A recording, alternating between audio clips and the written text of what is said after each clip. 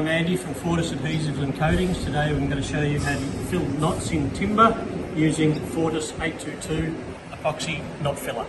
First step is to mix the epoxy. It's a 4:1 mixture using measuring spoons.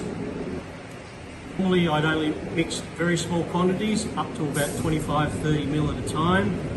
The exothermic reaction creates a lot of heat and we don't want it to burn in the cup. First of all, part A. I'll do 4 parts. It's part A, 1 part B. At this stage you can leave it clear or you can add pigment to it to colour the resin. Mix thoroughly. Normally mix for a couple of minutes. In this one I'll add 1 drop of black pigment.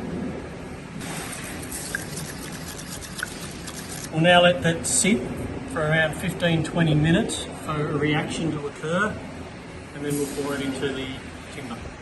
After mixing and leaving it for about 15 to 20 minutes, you'll feel it warm in your hands. It needs to get to about 30-35 degrees to speed up the reaction and curing process. Once that occurs, you can just pour the mixture into the knot.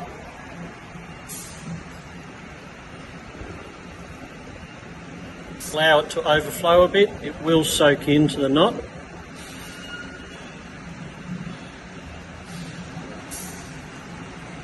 Next one, this one's just clear epoxy.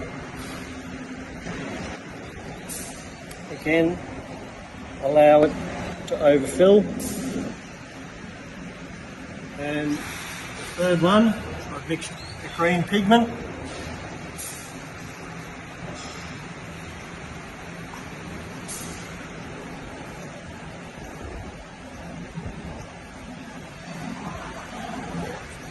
Leave that to set for 6 to 12 hours prior to scraping and sanding.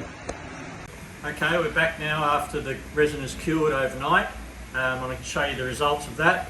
The resin should be solid, nice and hard, no fingerprint. There's your clear resins, pigmented, dark pigmented resin, and some green pigmented resin. Next step is sanding and finishing. Sanding is exactly the same as any wood finishing project. Run through your various grits and then finish your project off with the appropriate coating, whether it be a hard wax oil, Danish oil, or whatever you prefer.